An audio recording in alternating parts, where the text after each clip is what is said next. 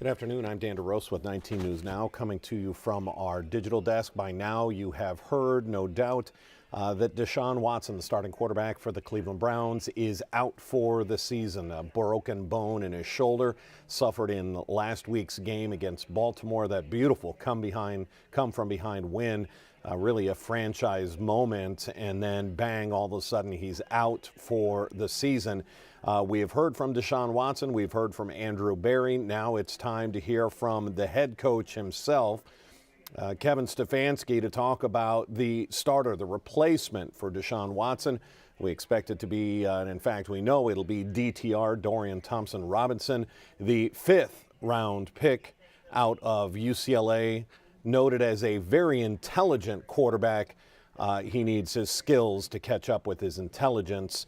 We're going to watch now the comments made just within the last 20 minutes from the head coach, Kevin Stefanski.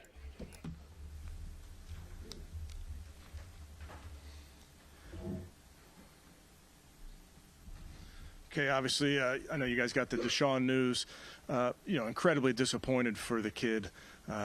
He battled like crazy to get back out there, and then for what he did with those injuries in the second half is even more remarkable. So disappointed for him, but he'll get back. He'll get healthy.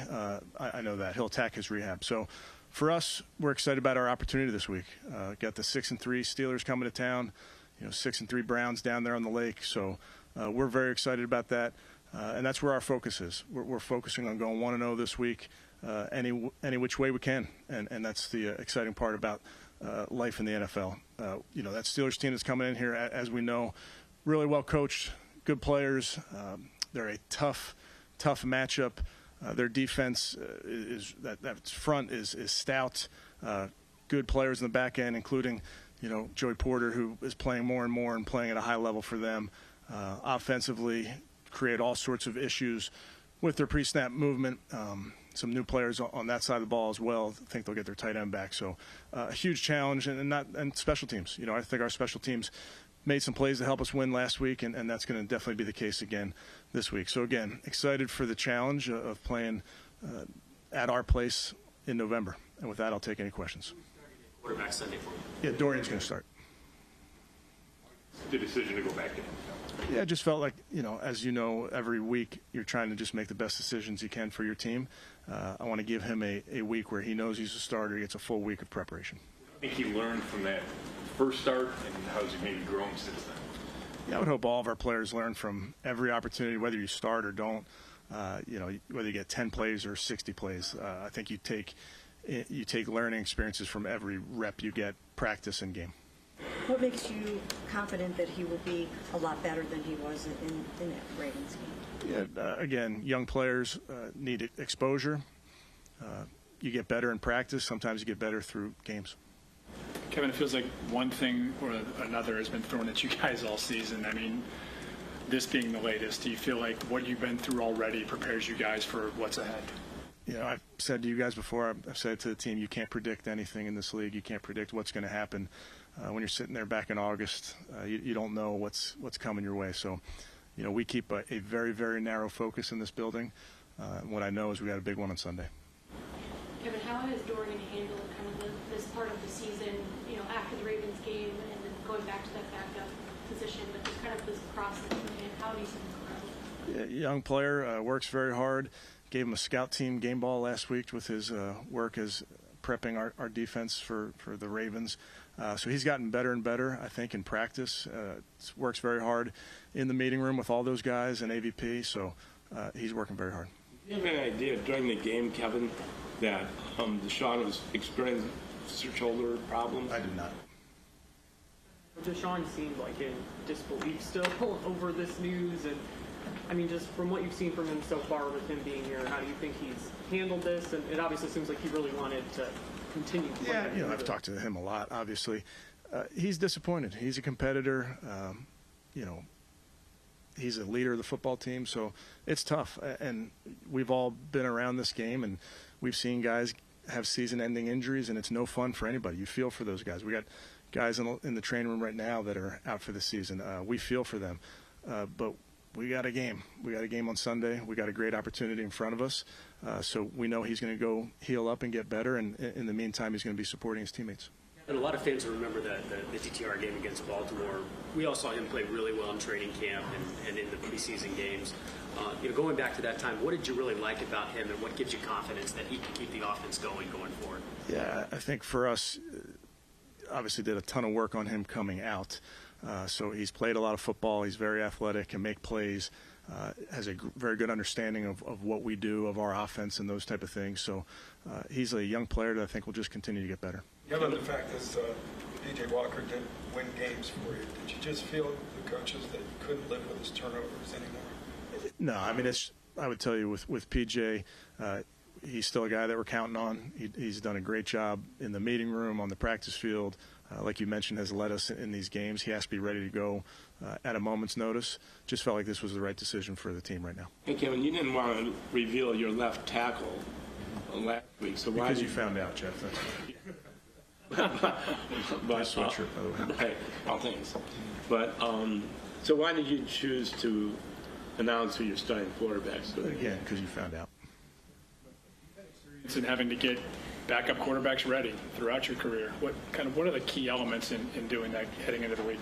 Yeah, so much gets made of the quarterback position. I get it, but every one of our players has to do their job. And I think whether it's the left tackle, whether it's the quarterback, you just have to do your job. So as a backup, and particularly in that room as a backup quarterback, you have to understand the offense in and out. You have to be ready to operate from the huddle, operate at the line of scrimmage.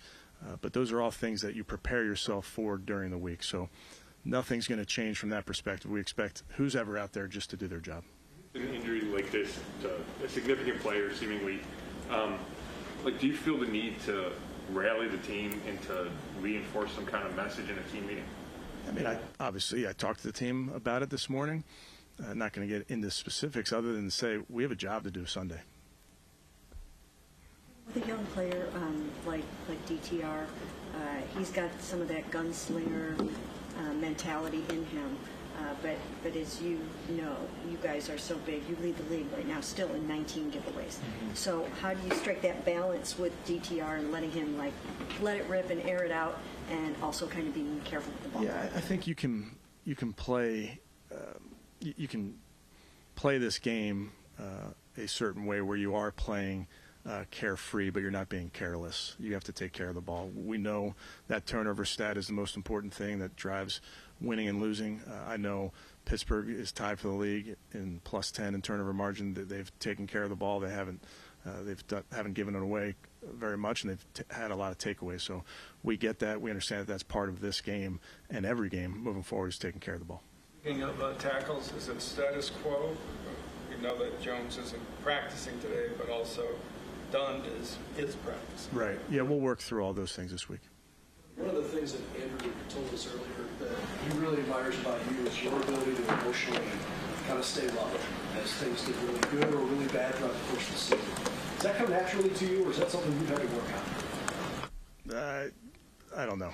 I just know we've talked about as a team, again, with the NFL season, there are ups and downs. There are wins and losses. You lose guys due to injury. People step up. But we as a team don't ride an emotional roller coaster. It does us no good. We focus on the task at hand. Now, you addressed this a little bit at the beginning, but just how remarkable was it for Deshaun to go out there in the second half, go 14-14 on a broken shoulder and a high ankle sprain? Yeah, I told you after the game he was a warrior, and that was without knowing about the shoulder injury. That scramble late in the game on a high ankle was incredible. Now the throws that he was able to make, especially the one on second down there to Amari, I think about difference in the game. So incredible feat of toughness. He's not practicing today.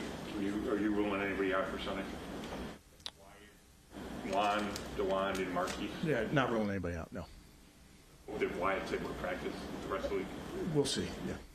What do you think that Dorian learned from his start that gives you the confidence that he should be the guy that lead the Browns into this game against the Steelers? Yeah, I think with Dorian and that game, again, that was a tough spot that he was in. So I think this week having a full week of preparation, knowing that he's going to be the starter, I think is important. Every backup will tell you, and it's the truth, they have to be ready to go after the first play, after the second play. If the starter needs a shoelace, you have to be ready to go. So he's prepared himself all season and just felt like this was the right thing for the team.